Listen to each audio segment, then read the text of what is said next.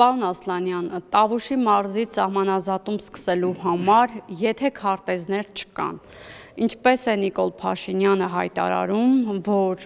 այդ Տավուշի 4 բնակավայրերը, որոնք պահանջում է Ադրբեջանը, ադրբեջանական են։ Մենք ունենք քարտեզներ։ Զարմանալ կարելի է, գիտեք, վարչապետը Հայաստանի Հանրապետության քարտեզը, որը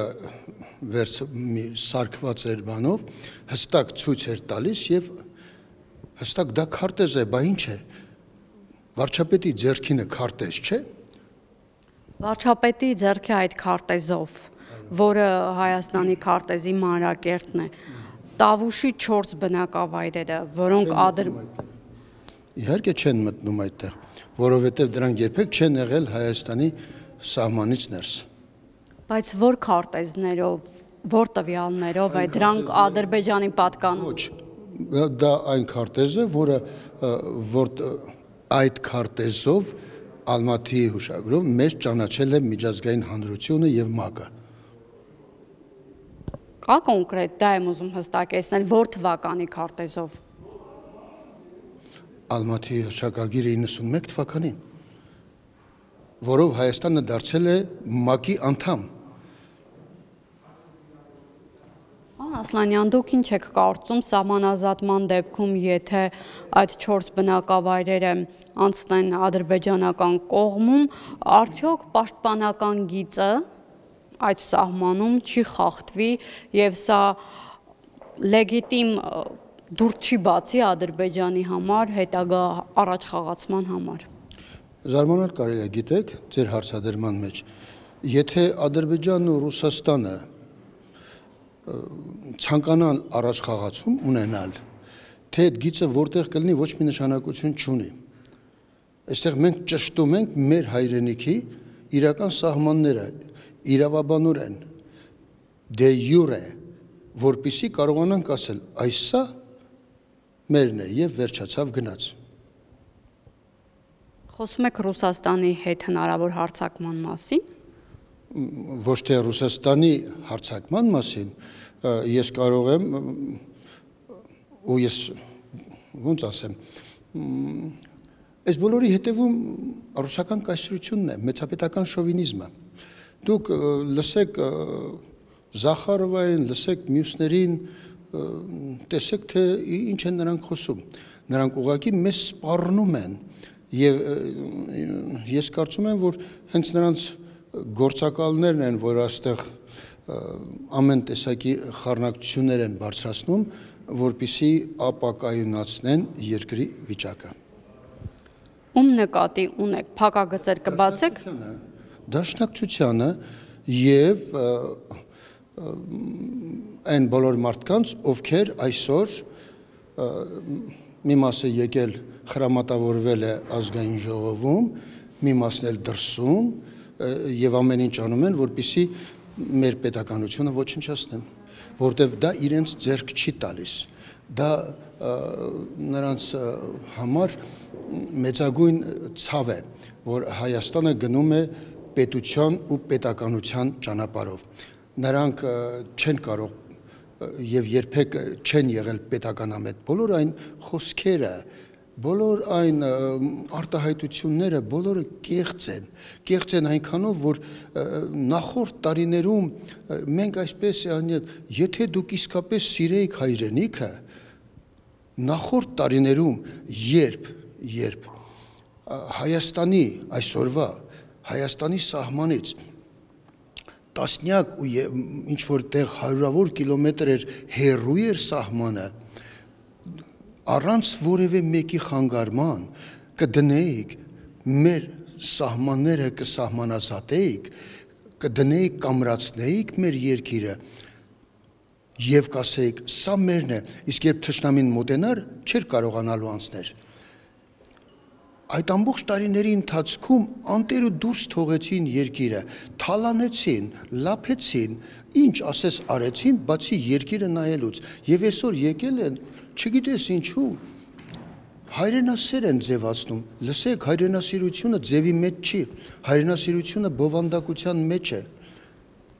Դուք մի հատ մտածեք, թե դուք որ ձեզ հայրենասեր եք կոչում, ինչ հիմքի վրա եք կոչում, այն որ 25-30 տարի շարունակ թալանել եք այս երկիրը, այն որ 25-30 տարի շարունակ միլիարդներ եք գողացել այս երկրից, ոչնչացրել եք կրթությունը, ոչնչացրել եք տնտեսությունը, ոչնչացրել եք ռազմարտունաբերությունը, ոչնչացրել եք ամեն ինչ, եւ այսօր խոսում են այդ գործակալները։ Ձեր այդ նշած քաղաքական ուժը հայտարարում է, որ իրենց կառավարման ընթացքում հակառակորդի կողմից հարձակողական գործողություններ լայնամասշտաբ առումով տեղի չեն ունեցել եւ հենց իշխանությունների վարած արտաքին ոչ ճիշտ քաղաքականության հետևանքով է, որ ադրբեջանական կողմը պարբերաբար ագրեսիաների է դիմում։ Ստում են վերջին ստախոսի նման։ Չի եղել, որովհետև իրենց կառավարման ամբողջ ժամանակաշրջանում բոլոր տեսակի բանակցություններում նրանք խոստացել են, որ պետք է վերադարձնեն։ Ամեն անգամ խոստանալով վերադարձնել եւ այդ ընթացքում մի կողմից վերադարձնելու գաղափարն են տվել նրան, մյուս կողմից ասել են մեկ է տալու ենք, ինչքան հնարավոր է շատ թալանենք։ Իսկ տեսեք, Ալիևը վերջերս հայտարարել է, որ Հայաստանի նոր իշխանությունները, որոնք եկել են 2018 թվականին իշխանության, հենց այդ ժամանակ խոստացել են, որ տարածքներ պետք է հանձնեն։ Սրա վերաբերյալ ինչ կասեք։ Ես չեմ կարող Ալիևի ասածները որպես հիմք ընդունել։ Ալիևը ինչ ասես կարող է ասել։ Իրականության հետ աղերս չունի, այս պահանջները, որ հիմա ներկայացնում է, միգուցե դրա տրամաբանական շարունակությունն է։ Բացարձակապես ոչ։ Գիտեք, երբեմն ինձ թվում է, որ Ալիևի գործողությունները կամ Ալիևի ցանկությունները ծնվում են հենց այստեղից, երբ որ այս չնդիմությունը վերցնում եւ մեսիջներ է ուղարկում, թե Ալիև դու կարող ես այսպես ասել, դու կարող ես այնպես անել եւ ինչքան հնարավոր է շատ արա դա, որպեսզի այս իշխանության հեղինակությունը, այս իշխանության հենարանը ինչքան հնարավոր է քչանա, որպեսզի մենք գանք իշխանության։ Այս բոլորի ի վերջո հիմքում ընկած է մեկ բան։ Այդ խմբի, այդ լրտեսական, ես իմ դավադրական ասեմ, խմբի միայն մեկ ցանկություն, ամեն գնով գալ իշխանության։ Նրանք ասենք, եթե մի քիչ հայրենիքը սիրեին, գիտեք ոնց կանեին, օրինակի համար կասեին, լավ այս իշխանությունը մեզ հաճելի չէ, բայց եկեք մենք պատրաստվենք, ընդամենը 2 տարի է մնացել, 2 տարի հետո մենք այնպես անենք, որ ժողովուրդը մեզ ընտրի, գնանք օրինական ճանապարհով ընտրության, օրինական ճանապարհով, եւ ոչ թե դուք հեռացեք եւ վերջացավ գնաց, արդեն ժողովուրդն էլ է զզվել։ Գիտեք, ես վերջերս մի բան մտածեցի, ասում եմ, ազգային ժողովի հեղինակությունը այնքան է ընկել, որ որովհետև ազգային ժողովում կարծես երկու կողմից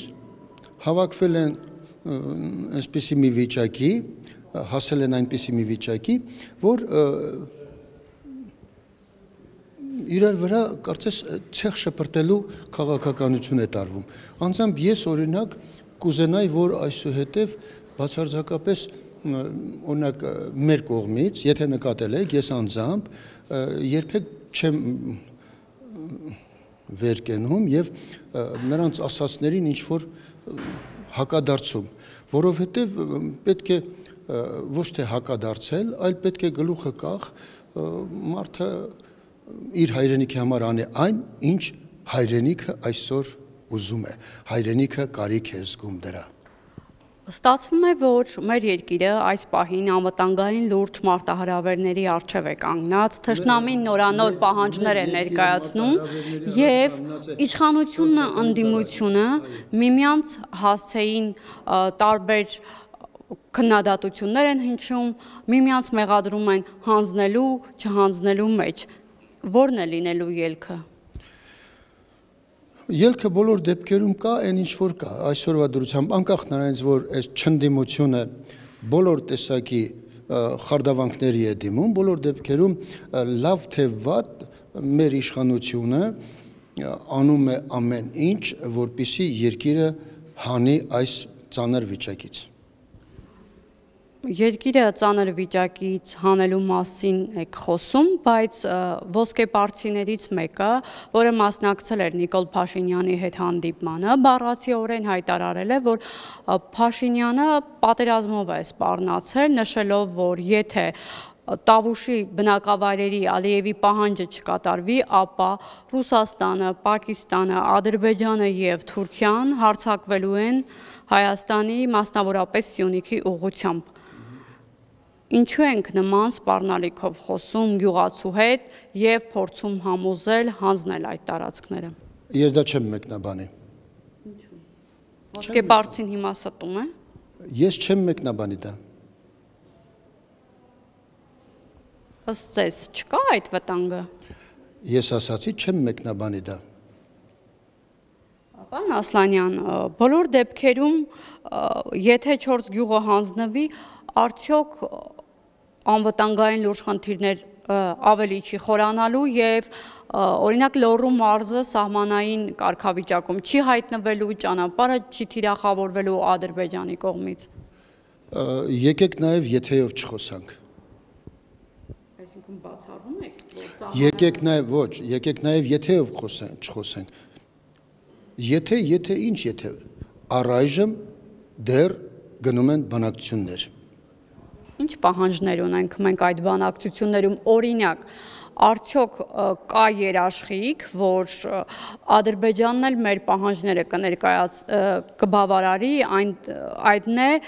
31 գյուղերը, որոնք իրենց վերահսկողության տակ են գտնվում, վերադարձվում, օրինակ Բերքաբերի հատվածը,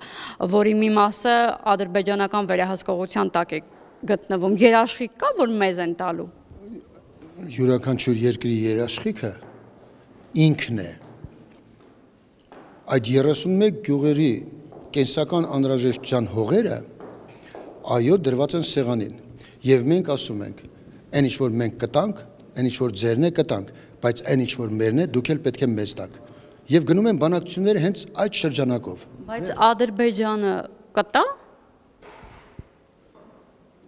Հետաքրքիր հարց եք տալիս։ Ես ասում եմ դրված է բանակցությունների սեղանին,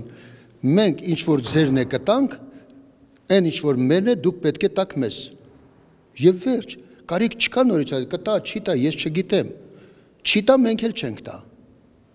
Այդ դեպքում հնարավոր պատերազմ չի լինի։ Թող լինի, ինձ ոչ մեկը թող պատերազմով չվախեցնի։ Ոչ ոք։ Կարող ենք դիմակայել մեր բանակը այսօրի վիճակի։ Պարտավոր ենք։ Գիտեք, պատերազմի ժամանակ զինվորը եթե սկսեց մտածել, թե ինքը կարողանա դիմակայել, թե ոչ, զինվորը կպարտվի։ Պատերազմի ժամանակ կար սկզբունք։ Ես պարտավոր եմ հաղթել եւ վերջացավ գնաց։